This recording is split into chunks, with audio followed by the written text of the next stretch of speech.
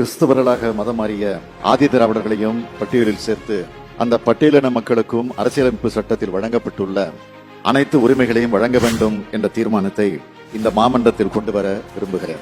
ஆதி திராவிடர்களாக இருந்து மதம் மாறிய பின்னரும் தீண்டாமை உள்ளிட்ட சாதிய வன்கொடுமைகளுக்கு அவர்கள் ஆளாவது தொடரவே செய்கிறது. நமது நாட்டின் அரசியல் சட்டப்படி இந்து, சீக்கியர், பௌத்த மதத்தை தவிர்த்து பிற மதங்களைச் சார்ந்த யாரும் பட்டியலின வகுப்பை சேர்ந்தவராக கருத முடியாது. வரலாற்று ரீதியாகவே அவர்கள் ஆதி திராவிட வகுப்பினராக இருக்கும் போது அவர்களுக்கு பட்டியலின வகுப்புக்கான உரிமைகளை வழங்குவதே சரியானதாக இருக்கும். அதன் மூலமாகத்தான் அவர்களுக்கு கல்வி, வேலைவாய்ப்பு ஆகியவை கிடைக்கும்.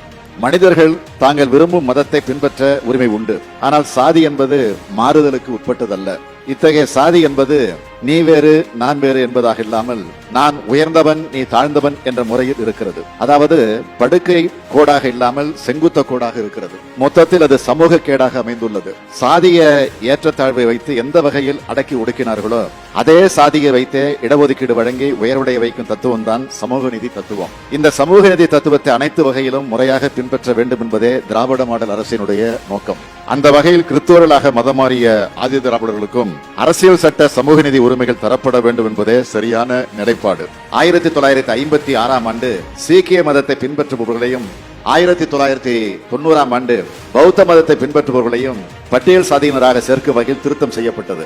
இதே போன்ற திருத்தத்தை தான் கிறிஸ்தவர்களாக மதம் மாறி ஆதி திராவிடர்களும் எதிர்பார்க்கிறார்கள். இந்த கோரிக்கையை பல்வேறு தரப்பினரும் அரசுக்கு வைத்திருக்கிறார்கள். இதனை வலியுறுத்தும் வகையில் பின்வரும் தீர்மானத்தை நான் முன்மொழிகிறேன். தீர்மானம்: இந்திய அரசியலமைப்பு சட்டத்தில் பட்டியலின மக்களுக்கு வழங்கப்பட்டுள்ள சட்ட ரீதியான பாதுகாப்பு, உரிமைகள் மற்றும் இடஒதுக்கீடு உள்ளிட்ட சலுகைகளை கிறிஸ்துவராக மதம் மாறிய ஆதி திராவிடர்களுக்கும் விரிவுபடுத்தி அவர்களும் அனைத்து வகையிலும் சமூக நீதியின் பயன்களை பெற அரசியலமைப்பு சட்டத்தில் உரிய திருத்தங்கள் மேற்கொள்ளுமாறு இந்திய அரசை இப்பேரவை ஒருமனதாக வலியுறுத்துகிறது என்ற இந்த தீர்மானத்தை நான் முன்மொழிகிறேன். சமூக ரீதியானது சமநீதியாக வழங்கப்பட வேண்டும் என்பதை அடிப்படையாக கொண்ட இந்த தீர்மானத்தை அனைவரும் ஒருமனதாக நிறைவேற்றி தர வேண்டும் என கேட்டு அமைகிறேன்.